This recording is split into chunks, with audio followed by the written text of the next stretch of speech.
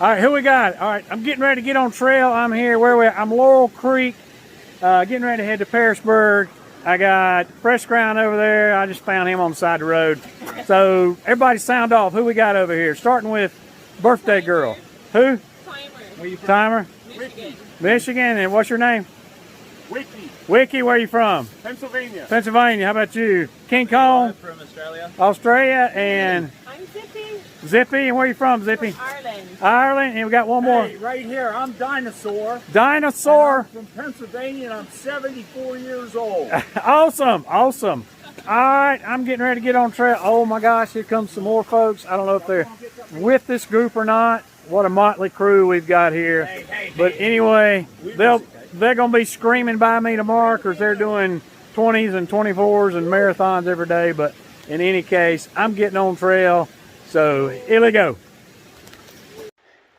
All right, so that whole motley crew back there, they're camped right here, right off Trail Boss. So they are loving it. Fresh Ground shows up, and as usual, thrills their soul because he's got fruit and snacks and all kind of stuff. So anyway, that was awesome to see that. Fresh Ground doing what he does best, and hikers doing what they do best. So a lot of love going around. I'm starting my climb up from Laurel Creek, hoping to get about 4 miles in. It's pretty dark. It's going to get dark on me, so I may have to do a little night hiking. Looks like rain's coming in at 8, so I think I'm getting on the trail about 6:30. Probably going to get dark. Looks like wet. But then that should be all that we have for the weekend. So starting on Thursday, Friday looks good. Saturday, Sunday should not be out here Monday. But in any case, all that's looking good and going to be a great week. So, boy, I hit it good. Mount Laurels look like they're in full bloom. Oh, that's awesome. That's so gorgeous. So, hit it on a good weekend. Actually starting to lighten up over there.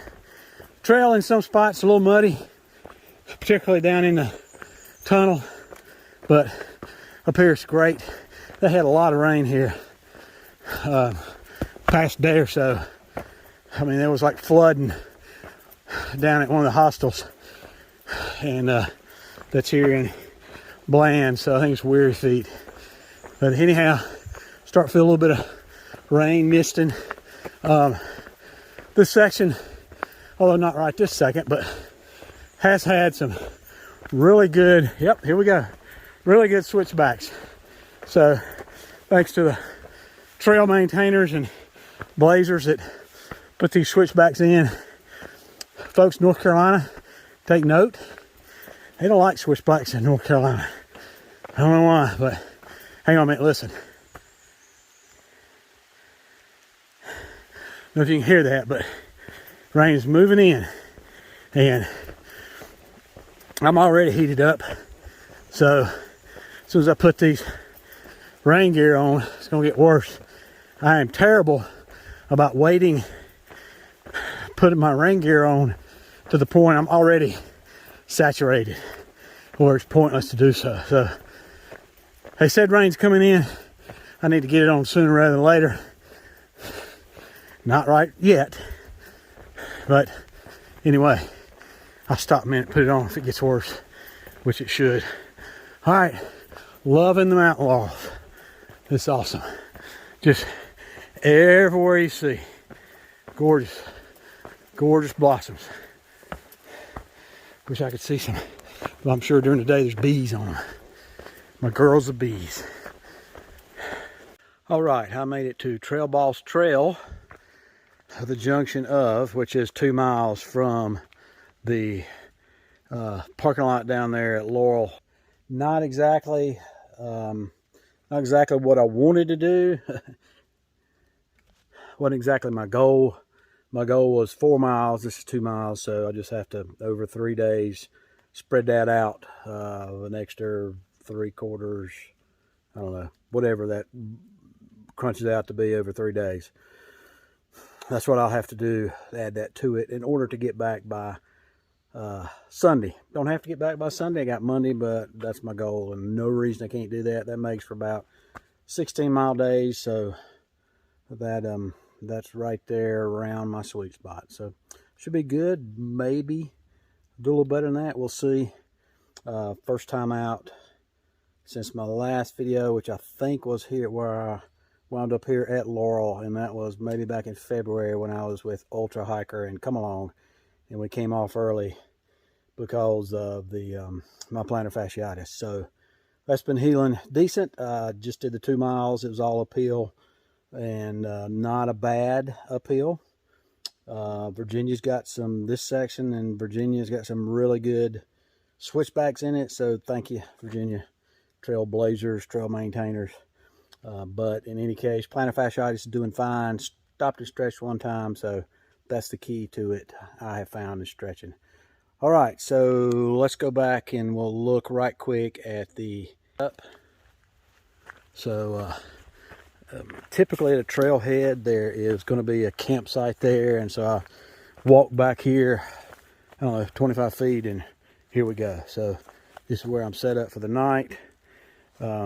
Good flat spot, only good for one tent really. Can't see it, but my bag's back up in the, you can see it flashing right there. So that's my bear hang back in there. So should be good to go for the night. All right, it is hiker midnight, and I think I'm gonna sit out here, catch a little bit of breeze, and then I am hitting the hay. All right, folks, we will see y'all in La Mañana. All right, so we are 7 o'clock getting out of camp. I'm good with that. We got about, need to make about, I think it's 18 miles is what we got to get to where we're stopping at for supper and camping nearby there at, can't remember the name of the hostel. It's closed now. It's past Trent's Grocery. Lick Skillet Holla is where we're stopping. So that's where Fresh Ground will be feeding the 20 hikers back there that we met at Laurel, and maybe I can sneak in a meal there too. But anyway, we'll stop and eat breakfast at the about 6 miles, be crossing over 77, then you get on 52, or is that 81? One of those major highways. I think it's 52, take down to, on a, you got like a mile road walk, and then we'll come off, get back in the woods. But anyway, up at 7 o'clock this morning, out on the trail. Had some rain last night. Wasn't real heavy, but did have some nonetheless. But I did not meet my target. I wanted 4 miles, and I only made 2. That was mainly because it was getting dark, really dark back in these woods, and the I made 2 miles there. The Trail Boss had a good place, the Trail Boss junction of Trail Boss Trail, and it was a good spot there, as I figured, for right at the intersection. Just walk down Trail Boss. If you're coming that way, you see the sign, turn left on the Trail Boss, and the campsite's right there on your right, not 15 feet away from the junction. So feet, plantar fasciitis are doing good. Barely a presence. I'll stretch them out a little more here, and hopefully that'll fix them. If not, I got some meds for that. Anyhow, this is what the trail looks like this morning. It's overcast, so not a lot of sun, which I like, because that keeps it from getting quite so warm. Highs, we got this cold front that moved through on the back side of it now, and it's supposed to be the highs. The rest of the weekend are in the high 70s, so like 77 is the high. So perfect hiking weather. If it'll just stay overcast, that'll be perfect too, as long as we can still maybe see a few views. We ought to have one coming up here in a minute. I'll take a shot of it for you when I get there. But this is what it looks like after Trail Boss. Slight degrade, decline down into what the gap is which of course means you're going back up later. So far, the trail has been very well graded. A lot of switchbacks, good section so far. We'll see if that holds true. All right, got a few views coming in there. Sure is awesome. Wake up in the woods to the birds singing and no other sounds. Have not, well, I'll cover that here in a bit.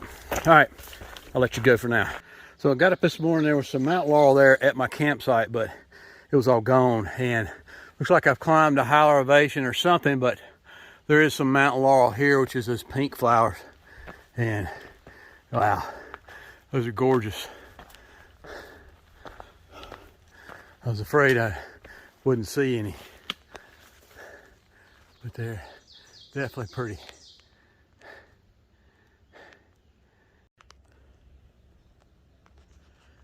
Okay, here's why we hike, fellas, girls. Look at this view here. That's awesome. Love to see the valleys that are socked in like that. That's just so neat.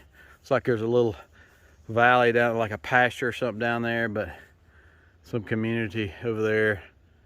So anyway, this is awesome. This is the view, second view after Trail Boss. So this is after the Trail Boss Junction. This is 4 miles past, no, 2 miles past Trail Boss Junction. So my goal last night was to do 4 miles. I was concerned there would not be a campsite, plus it was raining and getting really dark, so I know I made the right decision. But here at 4 miles past Trail Boss, I'm sorry, 2 miles past Trail Boss, there is a campsite. So that would have been 4 miles past Laurel Creek. And somebody indeed camped here last night, because you can see where their tent space was. But anyhow, the only thing I don't like about views like this is it's pretty obvious that they've had to maintain this view by cutting stuff down. So don't know, leave a comment down below how you feel about that. Love the views. One of the reasons why we hike, probably one of the biggest reasons why we hike the AT, but it's the expense of nature doing its own, so don't know about that. Anyhow, I can hear the highway from here. So if I'm 2 miles past Trail Boss and I had to do roughly 5.7 for breakfast this morning, so I'm at roughly 3.7 to get to breakfast. So all's well. Kind of interesting. I guess people going up there hanging their stuff up there. You'll see those socks over here to the right. So the guy that was here must have left those to dry out. Again, I have issues with leave no trace. Liquor bottles up here. I think somebody crapped in a bag and left it up here. So why do you crap in a bag if you're not going to carry it with you? It's beyond me. So this is the pretty view. This is not the pretty view. All right, we are Charlie Mike, Nobo for breakfast. Okay, my apologies. A little earlier, hang on, man, I want you to see. Okay, so there's a wide place there, and the trail coming up through there was pretty wide. So, and then going down through here, while the trail itself, the treadway is not that wide, you can see the cut through here. So the reason being that a lot of the AT, when they bushwhacked it, was put on old logging roads. In some cases, while they were actively being logged. So when you see a wide place, particularly in the mountains like this, you're probably on a logging road. A lot of times they would put locomotives, put down track on those, on the high grades, on the steep grades, to get locomotives up it. They had Shay locomotives that they could put on here that would haul heavy loads and had very short drive wheels, so they could get a lot of torque. Anyway, a little history lesson there on wide spot on the AT, wherever you've been hiking, like this right through here. And then occasionally, like back there, showed you they'll branch off, and even right here, that road branches off, that logging road branches off there, and now we're either on a different branch of that logging road, or this is just trail that's, but if you look at the cut, you can tell here. Okay, anyway, for you folks that recognize the fact that I misspoke on the flower shrub type back there, it was not mountain laurel. The pink flowers are rhododendron. I knew that in my head. I said rhododendron, but in my mouth I said mountain laurel. I don't know why. We'll just call it a senior moment. One of the fun things was I came off, I still have a steady job. So left from there, got up here late last night, and that's why it was dark and I had to, couldn't do many miles last night. I'm not an old hiker. I'm a seasoned hiker. All right. We'll keep on going towards Chow. Wow, I'm coming to a section where all the trees are dead. A lot of them look like a fir tree or coniferous tree. It's like some hardwoods in here too. I don't know if this was a fire that raged up through here, or, oh cool, mountain laurel. Hadn't seen pink mountain laurel on the trail yet. There is some charring on trunks there, so it makes me think this is a mountain forest fire rather than something that like the woolly aldergrid. Oh yeah, those trunks are really charged. So this was some fire. There were separate parts of the AT up through here that was closed, and I may be on that mountain. Had some significant fires on it. I believe it was 2 years ago, and as you can see, life finds a way and is returning. So all that was wiped out, but you got the mountain laurel, undergrowth, coniferous stuff coming up. I'm sure there's some hardwoods that'll come up eventually. Of course, coniferous, yeah, you got hardwoods in here, saplings coming up. Of course, coniferous needs fires to open up the cones for seeds to drop. So, and they're usually the first thing to come back, followed by the hardwoods. But yeah, this was the fire. And anyway, it's obviously raged all the way up that hillside. Imagine trying to fight this. I don't see any trails through here where they cut any fire lines or anything. So sometimes I guess you just have to let it run up the hillside till you can get equipment to a point where you can get equipment. I mean, we're looking at a 30-degree slope right here minimum going up this hill. So yeah, maybe more than that. So I can't, kind of hard to get equipment up there, I guess. But then inadvertently it just stopped. So none of this got burned. All right, thought you might be of interest. Oh, I know something be interested you. So far I'm probably 5 or 6 miles from Laurel Creek. I have not crossed a single water source, not one, after Laurel Creek. So we've had huge storms that come through here. That down in the valley, some pictures from, I think it's Woods Hole or something, Weary Feet. Yeah, Weary Feet. Hostile, where it flooded down around the river. So significant rain last night. It rained. Hadn't recharged squat. Ain't nothing to recharge up here. So far at 5 miles in, I got nothing. If I were hiking up from Laurel and I was going to be, eating breakfast, eating a big breakfast, something I cooked, something you need a lot of water for, supper, or that view back there that was 4 miles from Laurel, you're going to need to tote water. And 2 liters is probably not going to cut it. So I left Laurel 2 liters.